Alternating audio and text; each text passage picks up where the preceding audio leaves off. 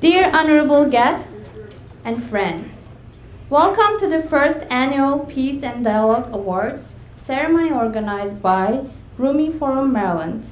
We are delighted to have you with us tonight. The program details and the feedback forms are located on your tables, and we would really appreciate it if you could fill the feedback form out before you leave. Before we start the program, I would like to go over the details. Our program will begin with the opening remarks, which will be followed by a short Rumi Forum introduction video. Following that, dinner will be served along with live Turkish music. After dinner, we will watch a theme video about education, followed by keynote speeches. And we were supposed to have a calligraphy presentation. Unfortunately, due to the technical difficulties, we won't be able to have that. And our program will be concluded with the award ceremony.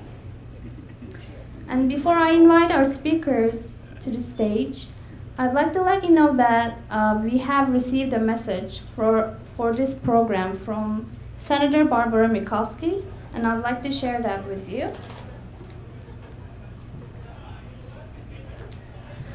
Dear Dr. Bozdağ and friends, greetings to the members and guests of the Rumi Forum, Maryland branch, on the occasion of your annual Dialogue and Peace Award Ceremony 2011.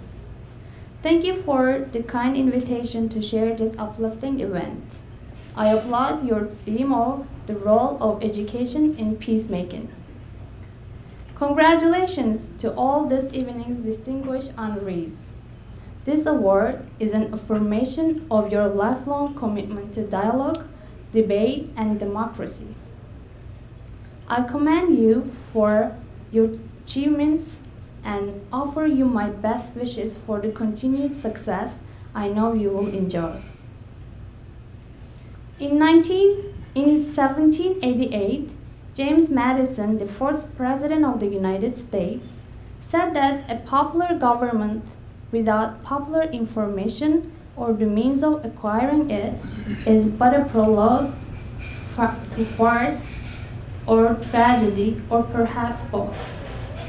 Knowledge will forever govern ignorance, and a people who mean to be their own governors must arm themselves with the power knowledge gives. Our founding statesmen predicated their concept of a representative democracy on education and knowledge. This protocol has served America well for over 200 years. It is perhaps our best contribution to world peace. Sincerely, Barbara Mikulski. And I'd like to ask her to go first.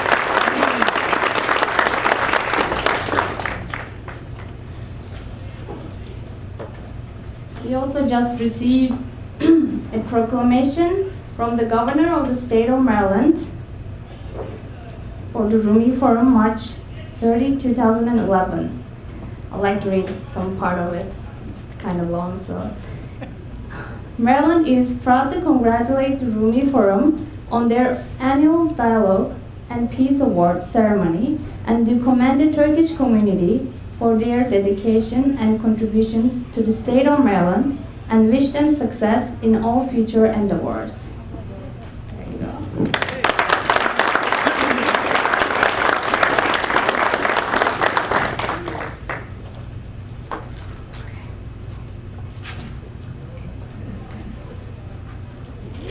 Now I would like to invite Gaithersburg Mayor Sidney Katz for his opening remarks.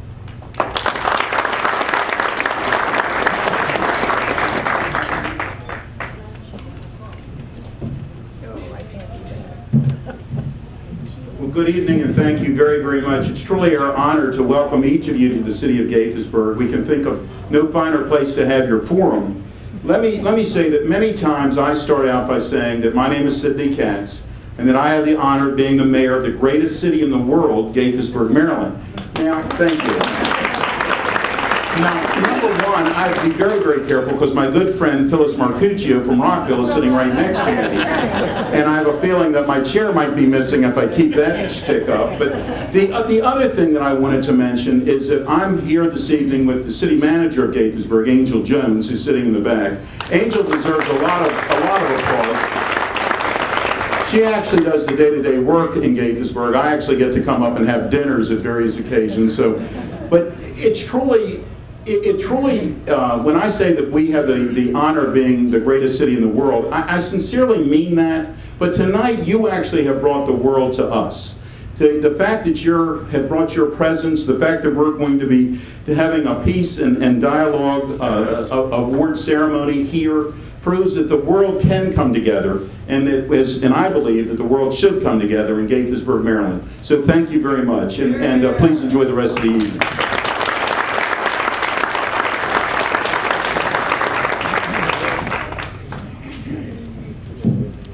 Thank you. It is really great to have you in here with us. Now I would like to invite Rockville Mayor Phyllis Marcuccio for her remarks. It's always either I follow Sydney or Sydney follows me.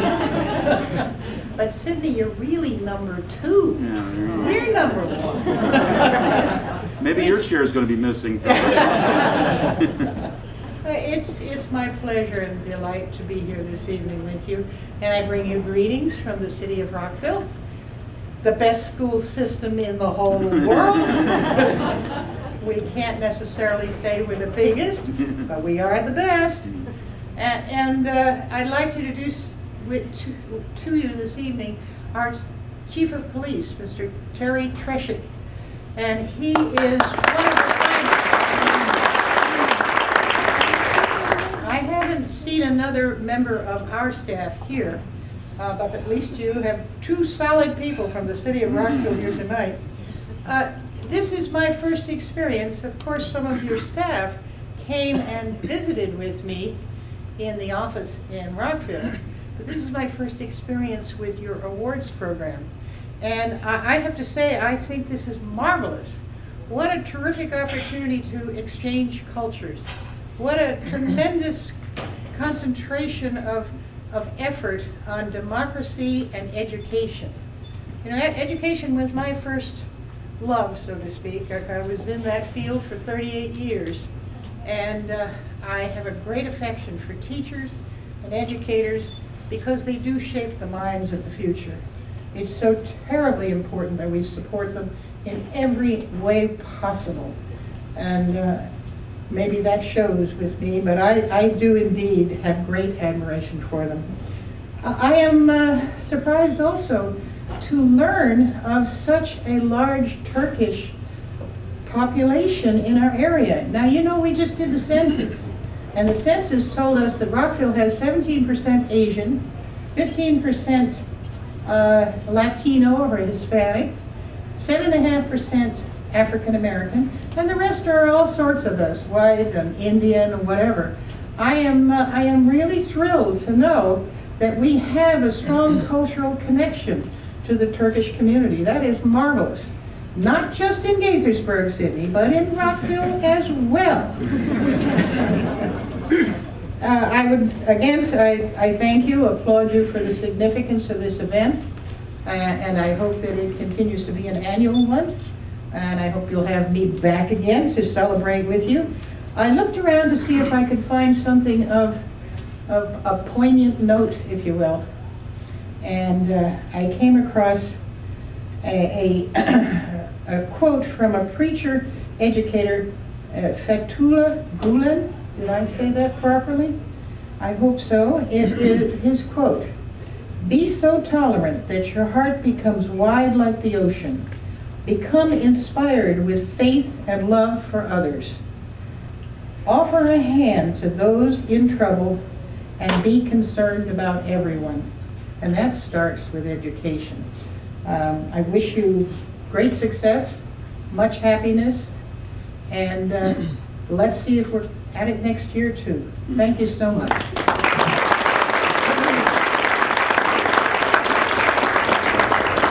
Thank you so much for the speech, and we're really honored to have you in here too. I guess education is so important, so I can't finish it. It's like I've been in school for so long, I don't think it's ever gonna end, so. At this point, I would like to draw your attention to the screen for a short Rumi Forum introduction video.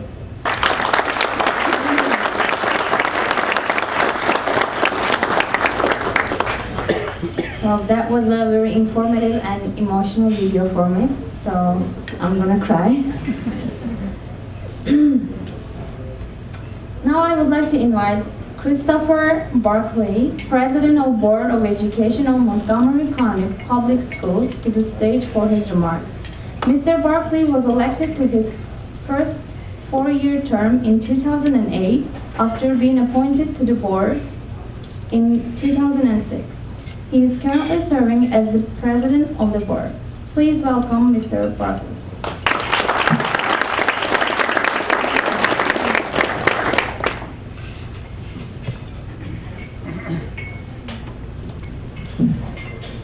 Good evening, and I have to say this has been a great evening thus far, so I hope I can contribute. First of all, I'd like to say on behalf of the Board of Education, I bring greetings, and I have two colleagues here. I see Dr. Judy Daka here in the audience. I wanted to recognize her, and I'm hoping, I don't see, but I'm hoping that Shirley Brandman is still here. She did, but she was here earlier. And I will say that the board is really happy to congratulate the Rumi Forum on choosing to reflect on the important role of education in peacemaking. And as the president of the Board of Education, I'm confident that I speak for my colleagues when I tell you that a key goal of ours is spreading peace by banishing ignorance. True education, rather than mere schooling, sheds light and understanding on issues. We live in very interesting times, very stressful times, with the movement of people at an all-time high.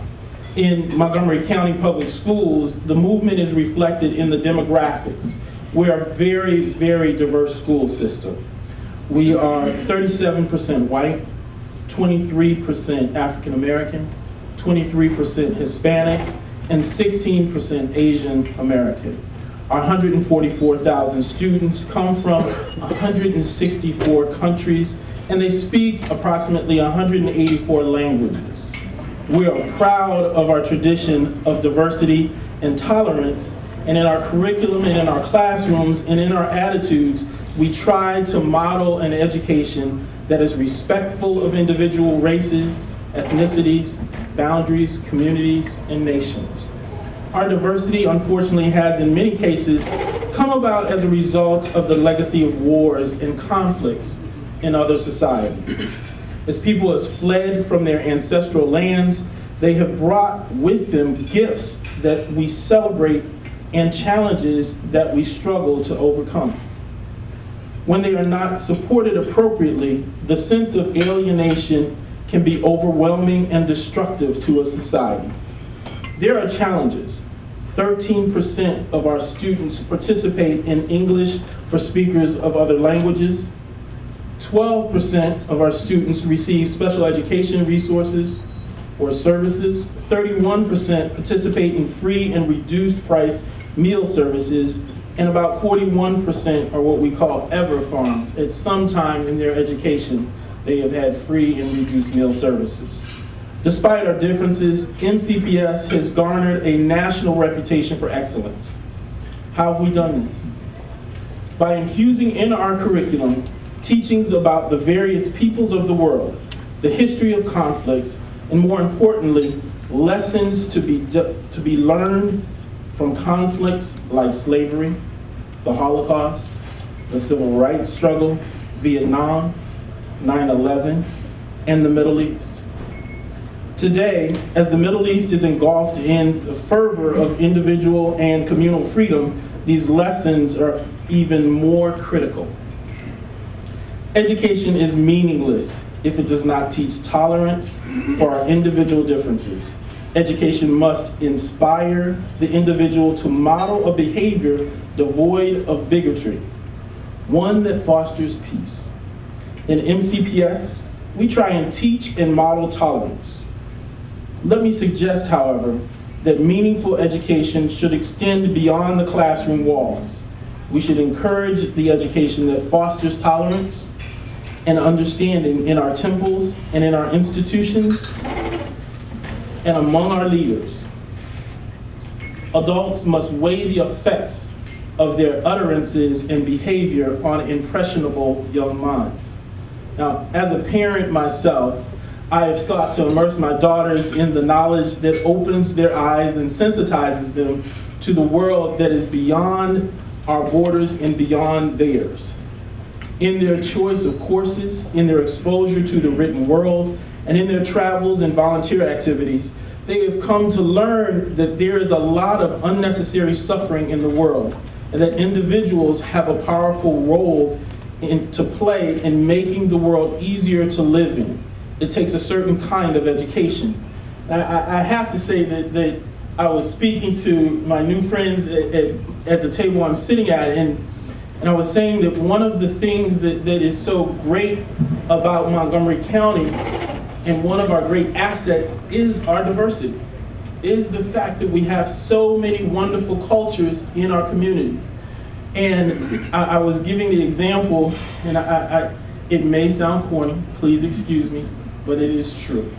When I was saying that when my oldest daughter was in the 3rd grade, she had the opportunity to make friends with a young girl, and unbeknownst to us, until we went to visit this young lady's house, she was from Turkey. And I didn't think about it until I was sitting and talking, but I realized that her family was new to the country. And looking back, I think about that relationship that they developed, that friendship that they developed, what that must have meant for that young girl, just as much as it meant for my daughter. My daughter needed a friend in 3rd grade. 3rd grade wasn't a great year for her. So she needed somebody to be friends with, but at the same time, that young girl needed a friend. She needed somebody to help her integrate into this county. And I think one of the great things that we have been able to do here is we've been able to bring many cultures together. We've been able to infuse the goodness of each other. And that's difficult. That is difficult. It does not. It has many, many challenges. So I don't want to be Pollyanna about it, but I do think that we have real opportunities. And I will say that in my household, if I could be a little personal, my wife works for the United States Department of Education. She runs the International Visitors Program for them. So she is constantly seeing guests from other countries. Today, she had visitors from, not Japan, from China. Each day, if you will, she has guests coming from all over the world. Well, what that's done for my daughters is they've started to learn about all of these different cultures. And so what they do then is they translate that into their school. So when one of my daughters was in middle school, my wife developed an international club. And they had an opportunity for students in the 7th grade to do a video conference with young people in middle school in Eastern Europe. So they had an opportunity to talk. And when my daughters were 11, each one of them has had the opportunity to travel abroad on their own and work with a program called Children's International Summer Villages. Not to promote the program, but to talk about the real goals, and I think it's similar goals that the Rumi Forum has. Those goals are really about citizen diplomacy, teaching young people how to be tolerant of other cultures, teaching young people how to get to know children from other cultures, so that when they become adults, they don't look at someone who is different from them as simply the words that are on a page in a magazine, or the image that is presented in a story on television, but they know they have real connection with real people. So when the earthquake and tsunami happened in Japan a few weeks ago, my daughters were concerned in a different way because they have friends in Japan. And that opportunity for them to be a little bit more compassionate is important. And I think that what's exciting about Montgomery County is that we try and afford those opportunities to all of our young people. And so in closing, I would like to reflect on the unfortunate madness that was the Holocaust, and that was Rwanda, on the intensity of hatred and bigotry that would produce such mayhem. And I'd like all of us to leave here to really determine to do a little bit more in ensuring that we do not breed those kind of emotions that lays waste to hundreds of thousands of lives and infinite dreams.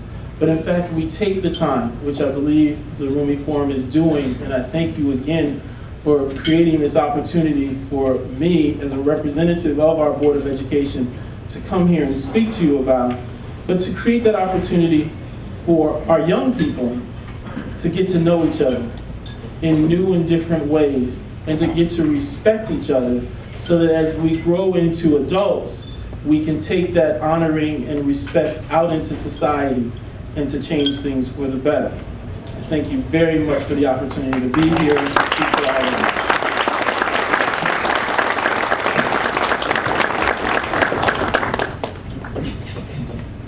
Well, if you took a little longer, I was going to move to Montgomery County.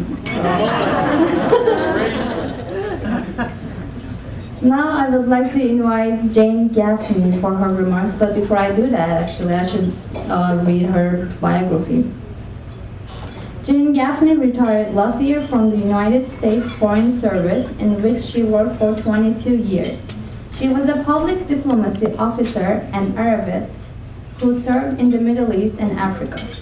In the State Department in Washington, she served as director for the East and then Central African Affairs offices, director of the Counter-Terrorism Communications Center, and served in the Bureau of Intelligence and Research as part of an interagency effort to deal with terrorist recruiting websites.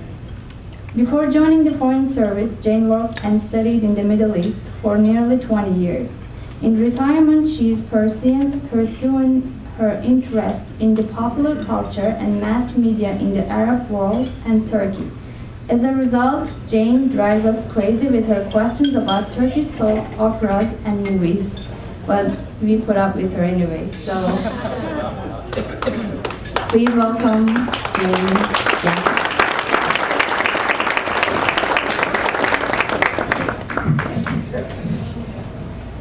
Actually, that wonderful film we saw sort of says it all, so I think that's it for me. I'm going to leave. Because I am going to talk a little bit about some of the activities, specifically you've seen actually pictures of it now, some of the activities around the world on education. First of all, in the United States, I think we talk a lot, or we debate a lot about, on a level of philosophy, whether we're trying to educate people to be individuals fully formed, or whether we're really trying to prepare people for the workforce. Are we looking at analytical thinkers or employees for the next job? In our work in public diplomacy, overseas in education and cultural affairs, we find ourselves involved in some of the same questions, but with others attached, especially in areas of conflict. So we also look at the primary tasks, not only of developing the economy of a country, finding work for unemployed youth, etc., but also to build the kind of tolerance between ethnic and religious communities that will provide the stability to go forward. There's another far deeper element to this, and I think that's what the film showed so brilliantly, and that is the question of instilling values in people. And there are two aspects of this, to my mind. One is at the level of developing a person's own conscience, their own sense of self-responsibility, their humility, honesty, all of the qualities that we heard about in the film. And the other one has to do with what we are as members of our society and our community, what responsibilities we think we have towards the greater good of the community. So with that, I'm going to just take a deeper look, perhaps, or a longer look at some of the things you saw actually in this wonderful film. The first one I'm going to talk about is the example of Pakistan and the Gulen-inspired schools there. And you know, when they showed up there, the teachers from Turkey, and they met their young students, the students, they were surprised to learn that these teachers were Muslims. No beards, no long gowns, etc. And they were from Turkey, you know, that country that has no religion. And over time, by way of example, these teachers showed them a different way of understanding being a Muslim and being a good person.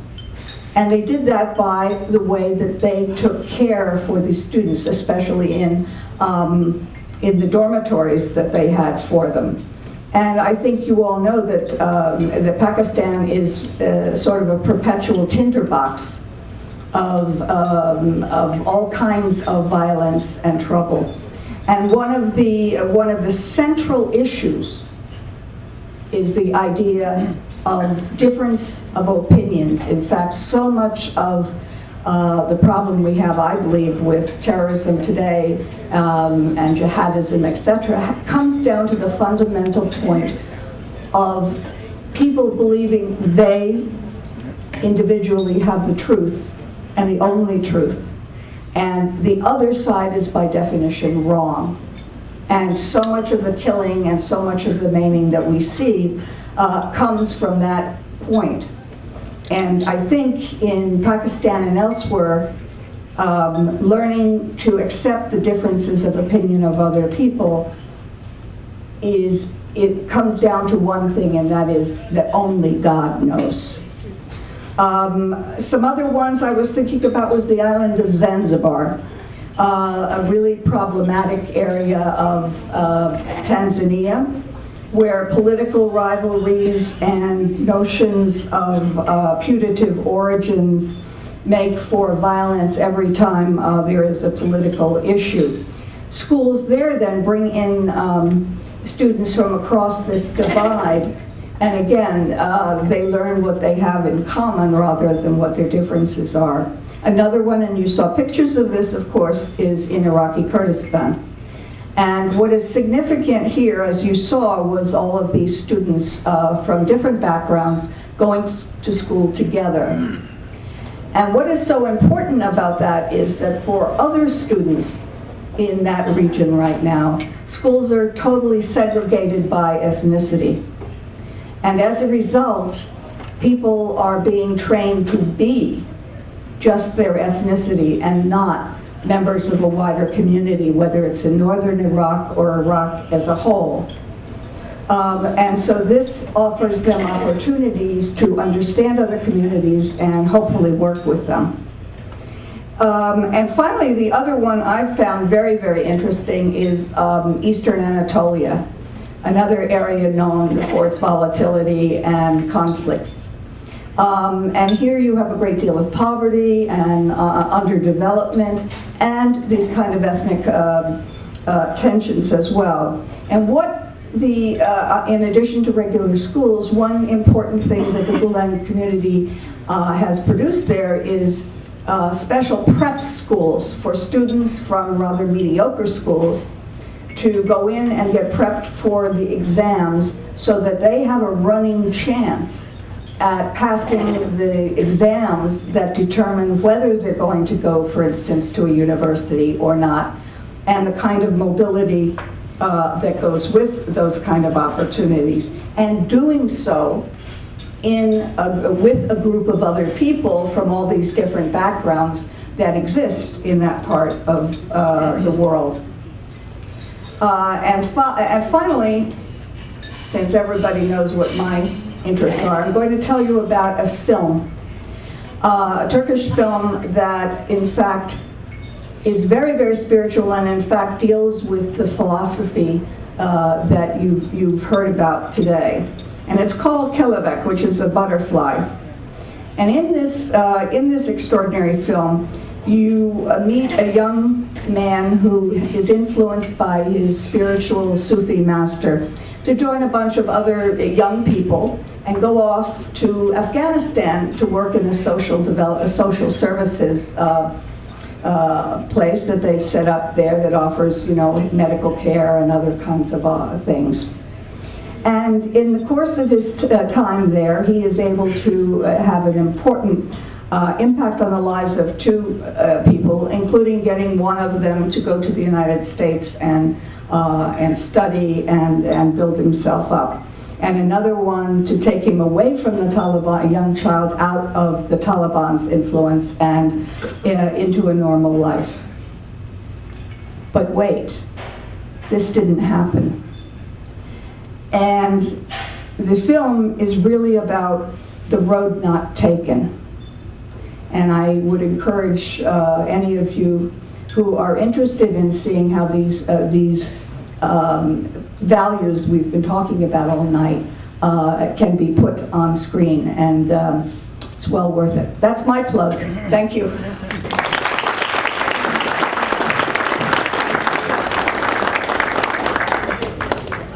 I guess that's the first thing I'll do after this event, watch Kelebek Butterfly movie. At this point, I would like to invite Dr. Faruk Taban for his keynote speech. Dr. Taban is the president of the Turkic American Alliance, which is a broader umbrella organization, including 6 federations across the country. The Turkic American Alliance includes over 200 nonprofit and non-governmental organizations nationwide that bear the qualities and share the objectives of establishing closer relations with the Turkic American community and the community at large, as well as with the members of other ethnic communities in the United States. He acts as a liaison to inform key players in Capitol Hill about educational, cultural, and social activities of the Turkic American Alliance. Please welcome Dr. Faruk Taban.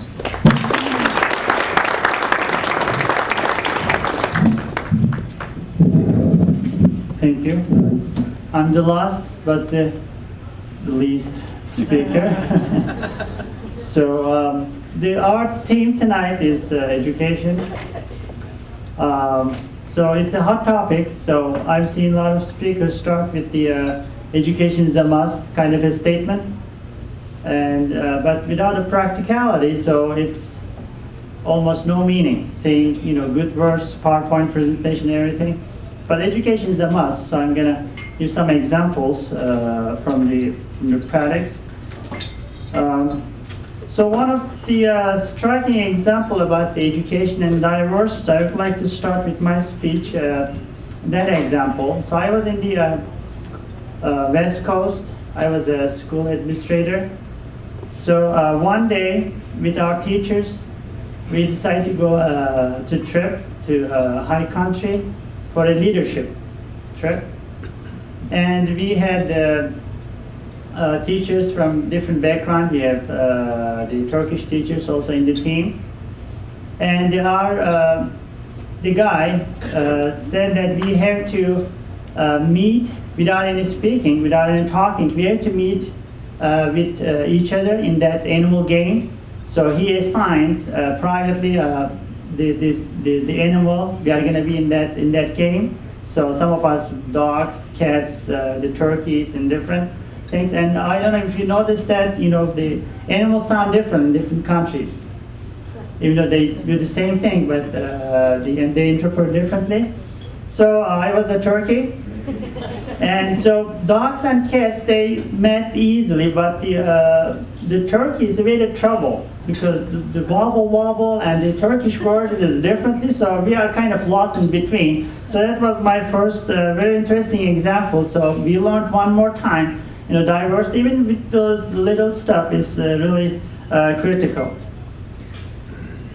So I'd like to start with the Rumi Forum honorary president of the Fethullah Gülen. So I'd like to give some examples. So he said, education is different from teaching. And most human beings can be teachers, but the number of educators is severely limited. The difference between the two lies in that both teachers and educators impart information and teach skills, but the educator is the one who has the ability to assist the students' personalities to emerge, who fosters the thought and reaction, who builds character and enables the students to interiorize the qualities of self-discipline, tolerance, and the sense of mission. He describes those who simply teach in order to receive a salary with no interest in the character formation of the students as the blind leading the blind. Seeing this, he hasn't let this vision remain rhetorical, but instead worked hard to have it being realized globally as civic projects. That's the practicality comes into picture.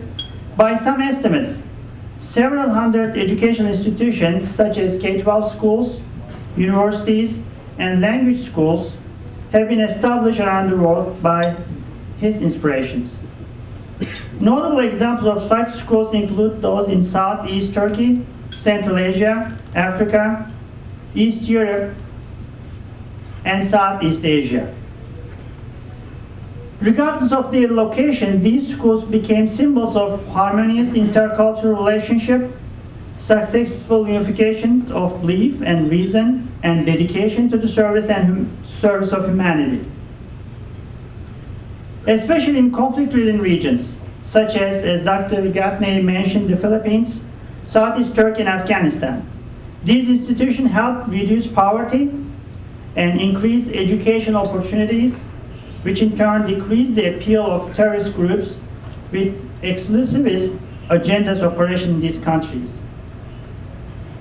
I'm going to pick the Philippines as an example.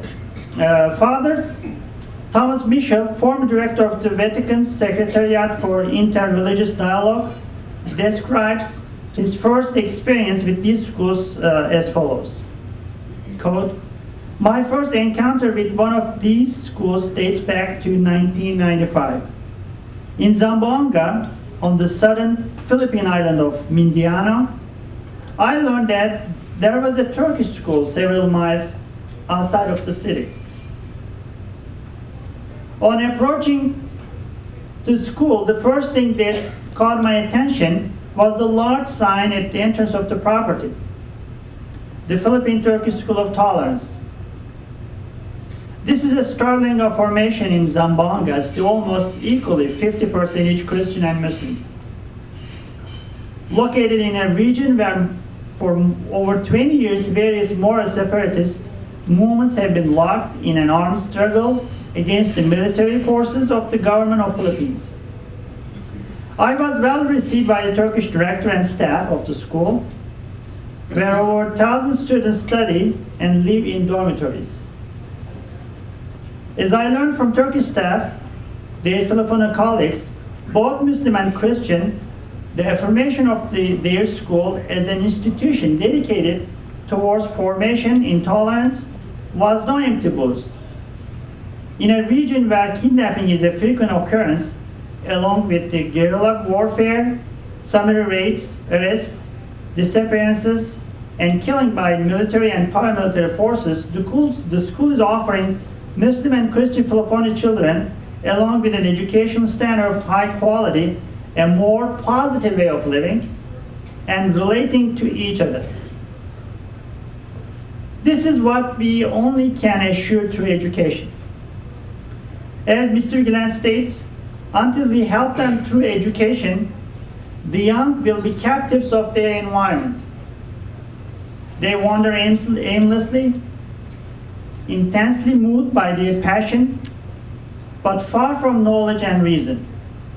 They can become truly valiant young representatives of national thought and feeling, provided their education integrates them with their past and prepares them intelligently for the future.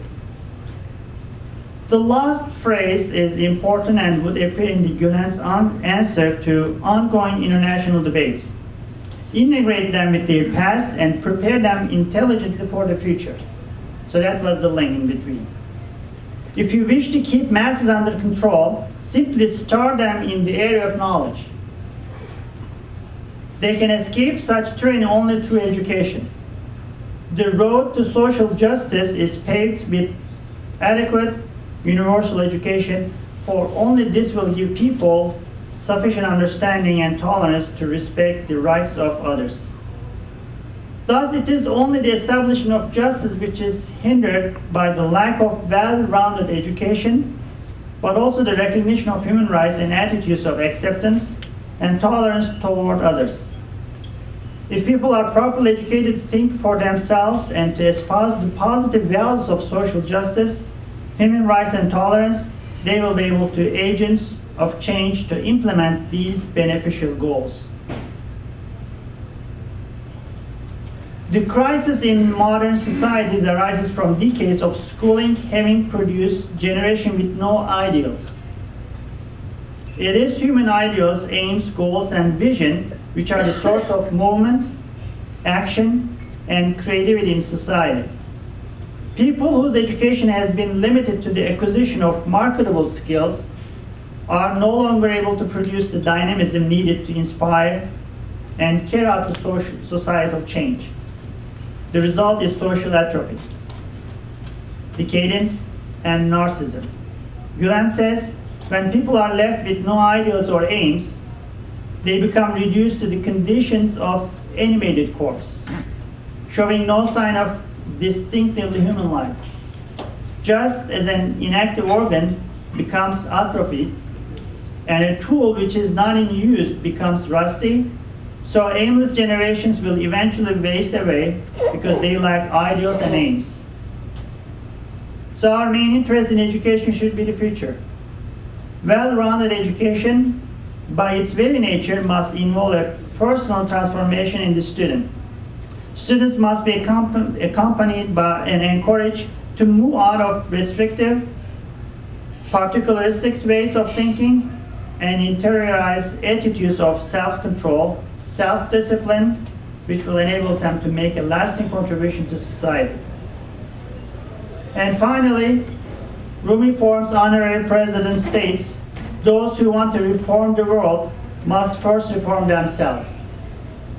In order to bring others to the path of traveling to a better world, they must purify their inner walls of hatred, rancor, and jealousy, and adorn their outer world with all kinds of virtues. Those who are far removed from self-control and self-discipline, who have failed to refine their feelings, may seem attractive and insightful at first. However, they will not be able to inspire others in any permanent way, and the sentiments they arouse will soon disappear. The permanence of a nation depends upon the education of its people, upon their lives being guided to perfection. If nations have not been able to bring up well-rounded generations to whom they can entrust their future, then their future will be dark. Thank you very much.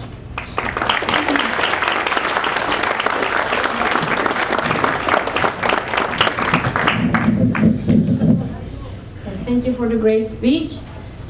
As I mentioned earlier, due to the technical difficulties, we are not able to show you the calligraphy performance.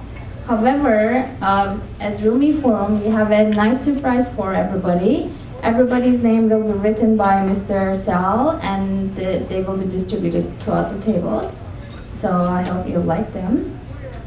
And now we've reached the most exciting moment of the night. all the talks are over, hopefully, right? Everybody's yawning, I can see it from here. So, we will give 5 awards to the distinguished community leaders to appreciate their extraordinary commitments to peace and dialogue in Maryland. And the recipient of the Extraordinary Commitment to Charitable Acts Award is Mr. Mark Furst from United Way, Central Maryland.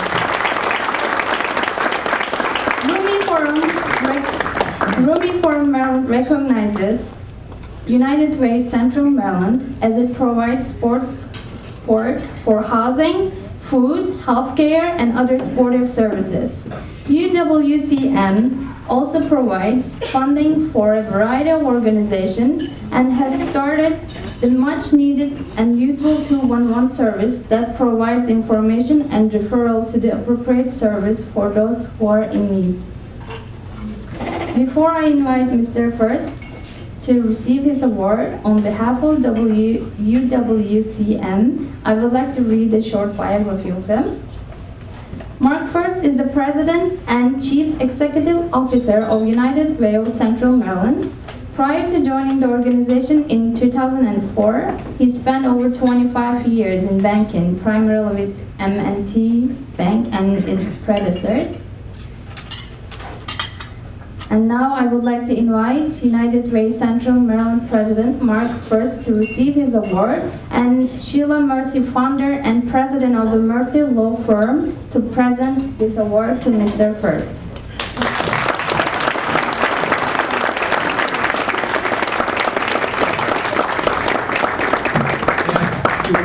Thank you. What a tremendous honor.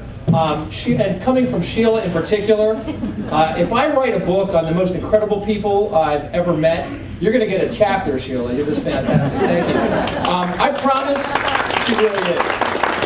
Promise to keep my remarks short. Thank you for this incredible honor on behalf of United Way of Central Maryland. And in honoring us for charitable acts, you're also honoring the other 13 United Ways in Maryland, the other 1,290 United Ways across the United States, and the United Way chapters in 42 countries around the world. We're the largest charity in the world. And the problems in Tacoma, Washington are different than the problems in Tacoma Park. But one thing we have in common, whether it's here in Maryland or across the United States or around the world, is we care about social justice. And we know that social justice means that you have to have a quality education, you have to have financial stability, and you have to have access to health care.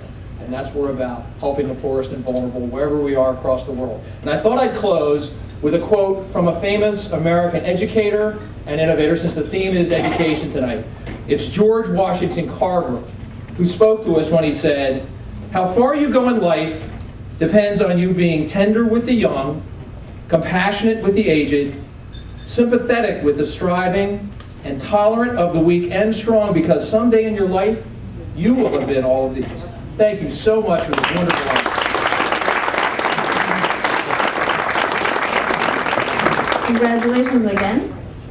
Now I would like to continue with Rumi Forum's second award, Extraordinary Commitment to Community Services Award. This year our award goes to 2 individuals, Montgomery County Police Chief Thomas Manger and Montgomery County Executive Ike Leggett. Unfortunately, due to the conflicted schedules, we missed them tonight. They're not here, and we will present their awards to their representatives. And before I invite Captain Willie Parker Lawn to receive the award on behalf of Chief Manger, I would like to read a short biography of Chief Manger. Chief Thomas Manger was sworn in as the 16th Montgomery County Police Chief in 2004. He was previously Chief of Police of Fairfax County starting 1998. Chief Manger is a member of the International Association of Chiefs of Police and serves on the Highway Safety and Research Committees. He is also a member of the Police Executive Research Forum and is on the board of directors for the Major City Chiefs Association. Rumi Forum Maryland recognizes Chief Thomas Manger for his efforts to make Montgomery County a safer and better place for all of its residents. I would like to invite Captain Billy Parker Lone from Montgomery County Police Department to receive this award on behalf of Chief Manger and Phyllis Mark.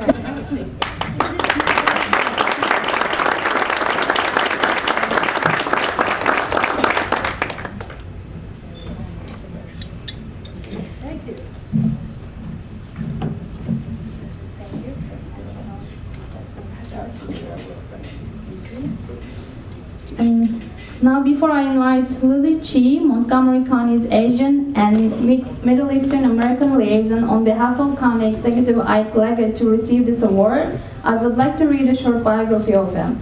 Ike Leggett served 4 terms as an at-large member at the County Council. He also served as the Council's president 3 times and as its vice president also 3 times.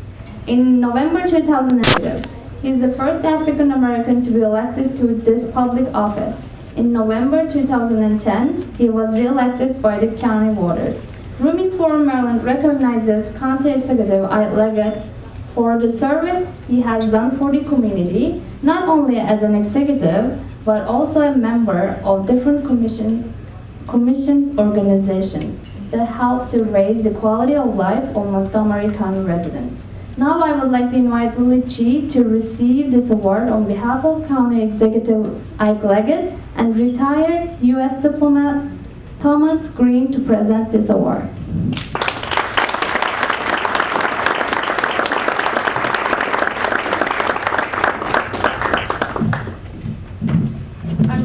Ask our Director of Community Partnerships, Bruce Adams, and my great colleague, Tim Warner, Reverend Tim Warner, who is our county's faith community liaison, to please join me here. Thank you.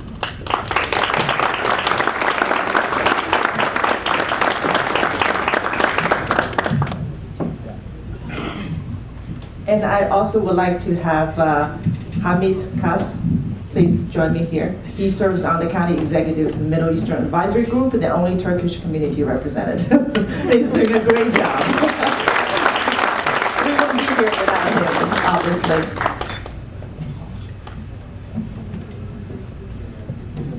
Thank you.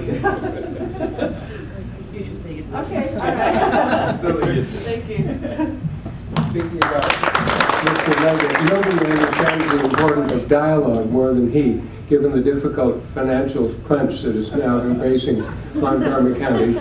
Now, we were afraid tonight that he might not be here because he'd fled the country because the situation was so bad. But here. The Montgomery County Chief of Police had assured us that it was really the bad weather that explains his not being here. So we're very glad that you could be here to present the award to him. Thank you. I've never accepted awards on behalf of anyone else before, and this is such a tremendous honor. I am Montgomery County's, again, my name is Lily Chi, and I am Montgomery County's liaison for the Asian and the Middle Eastern communities. And it's a tall order when every day I wake up thinking, what a great job I have. Where else can I go to learn about all these cultures? And the more I learn, the more I know how little I learn. These days, I'm reading with great interest a book called the Rumi Forum, another one called the Gulam Movement, and another one called When I Was in Turkey. They were all given to me by my good friend Hamid Kas. So someday I hope to make the trip to Turkey. In fact, when I was just sitting there, finding my seat earlier today, I found 2 plates of desserts right in front of me. And so I was jokingly talking to Hamid. I said, you know, I used to work for a guy from Mississippi.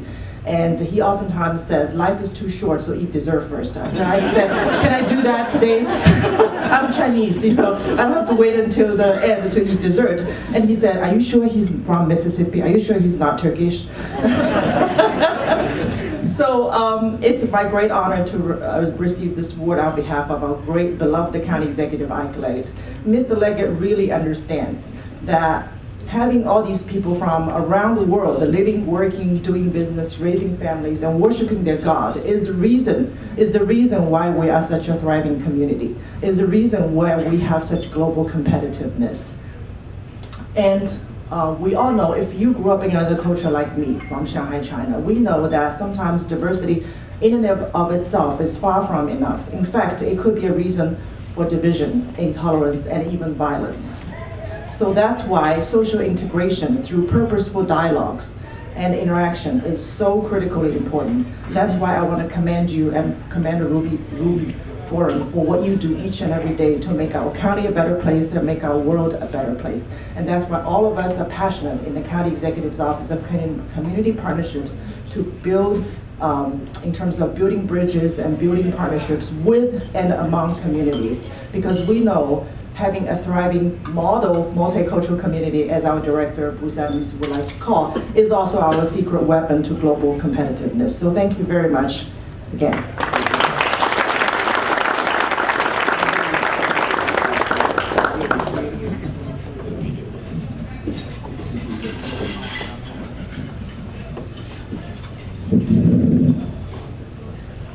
Short, so I got a lot of time. And thank you and congratulations again. Okay, it's our fourth award. The recipient of Extraordinary Commitment to Education Award is the President of the Maryland State Board of Education, James DeGraffenreidt. Before I invite Saeed Naveed from the Board of Education to receive this award on behalf of him, I would like to read a short biography of James DeGraffenreidt. Mr. DeGraffenreidt has served as State Board President for the past 2 years. He is the former Chairman of the Board and Chief Executive Officer of WGL Holdings Incorporated, the parent company of Washington Gas. A longtime business leader, DeGraffenreidt also served as the Chairman and CEO of Washington Gas. Rumi Forum Maryland recognizes Mr. DeGraffenreidt for his efforts to increase the quality of education in the state of Maryland, as well as foreseeing the changes that need to be made in the education system to better prepare the students for the future and the life ahead. Now I would like to invite Saeed Naveed to receive this award on behalf of James DeGraffenreidt and Judy Daka from Montgomery County Board of Education to present this award.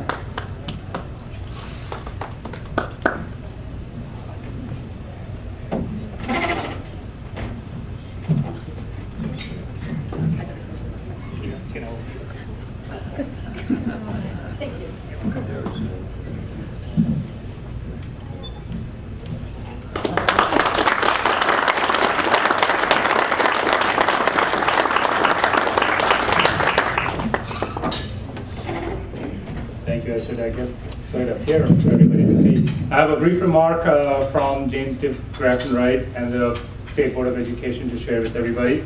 So please bear with me for just a couple of minutes. First up, on behalf of James DeGraffenreidt and the Maryland State Board of Education, I commend and congratulate the Rumi Forum for the outstanding work in promoting peace, education, and dialogue. The Maryland State Board of Education's approach to local and global peace-building process is by providing every student in Maryland with instruction in character education and citizenship. In Maryland, character education has been an active initiative for more than 30 years, beginning with the Values Education Commission of 1978, which resulted in the recommendation that local school boards adopt the state's character and citizenship objectives as their own.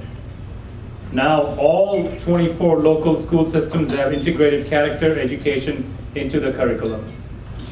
For those of us who have the privilege of working in education, we know that the climate of a school influences everyone in that school community and into the surrounding communities.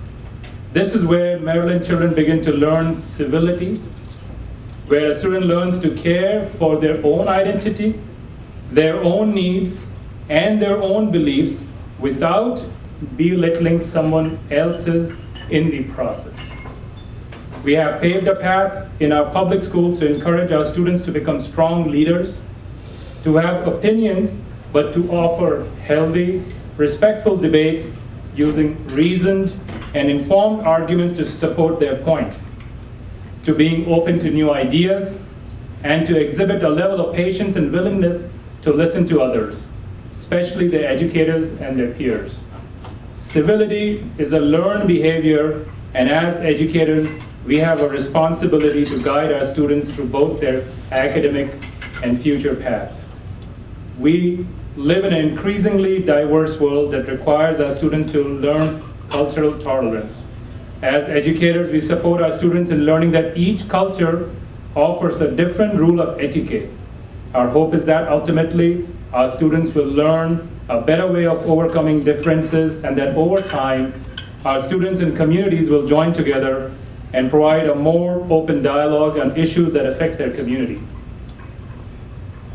I would like to read out a quote from Mahatma Gandhi.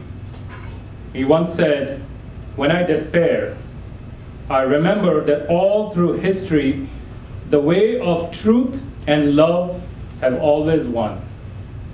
There have been tyrants and murderers, and for a time they seem invincible, but in the end, they always fall. Think of it, always." Educating students about peace creates a culture of peace. Those who understand the importance of peace will encourage educators and others to foster a culture of peace in classrooms, schools, and all learning environments. A tremendous amount of learning occurs within the halls of our schools. We remain committed to ensuring that every student has the opportunity to receive a high-quality education. We also remain committed to helping our students become thoughtful, respectful leaders within our communities. We are preparing world-class students, and Maryland is, for 3 years in a row, #1 in this country. Thank you so much.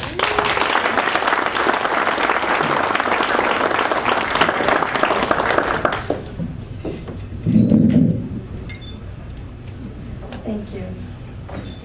Now we are going to present our last award, the Rumi Forum Peace Award. The recipient of Rumi Forum Peace Award is the Secretary of State of Maryland, John McDonough.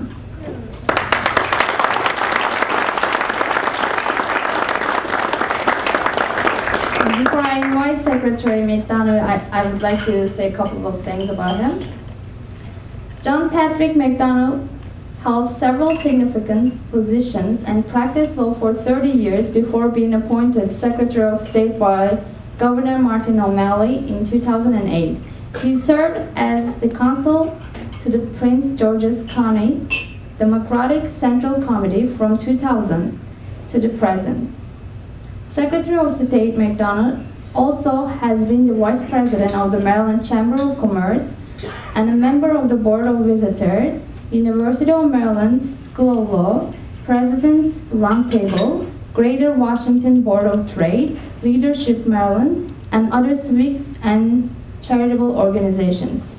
Rumi Forum Maryland recognizes Secretary McDonough for his efforts to the award-winning Maryland Sister States program and the valuable international relations with other countries that promote friendship and better understanding of the parties that eventually leads to peaceful world.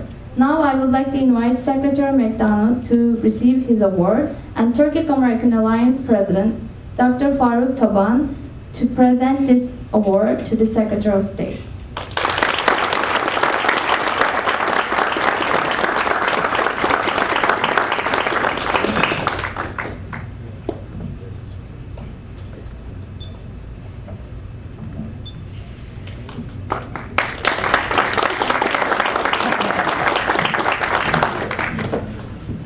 Thank you very, very much.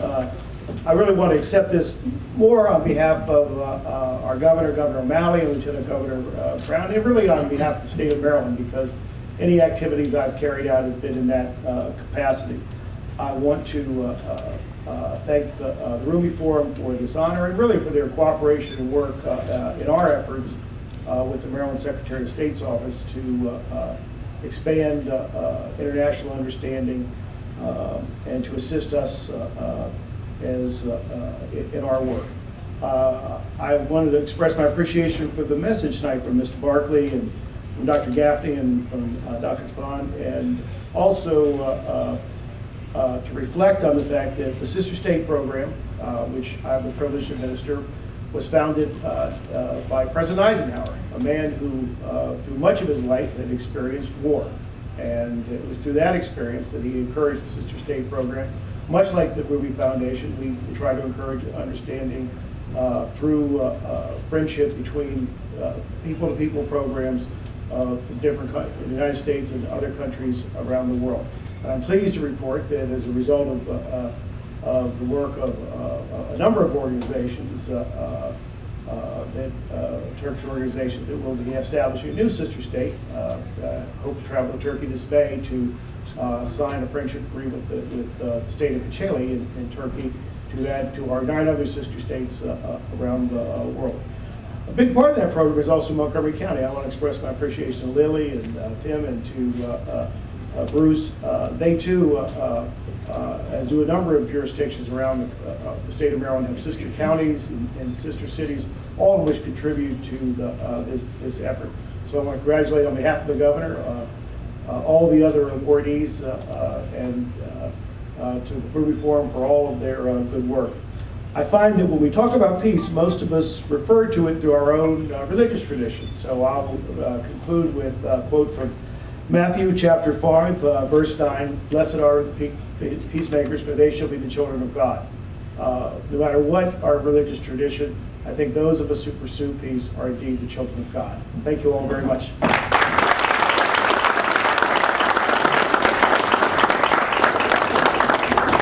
I would like to call all the award recipients to the stage just to take a photograph. So.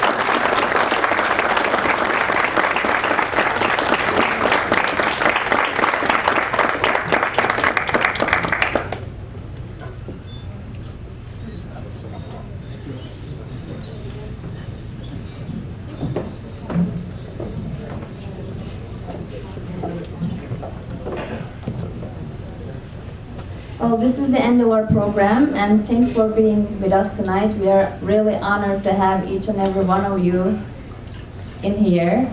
And also, Mr. Sal outside wanted me to tell you all that he would like to, since he wasn't able to, perform on the stage, he's jealous, I guess, and he wants to perform outside at the registration desk. So if you guys want to prove that you had really good time, you can go and make him write your beloved ones' names in there so you can take it as a present. So he's willing to do that. You can also watch him doing his calligraphy. And thank you again, and have a blessed rest of the evening. Have a good one.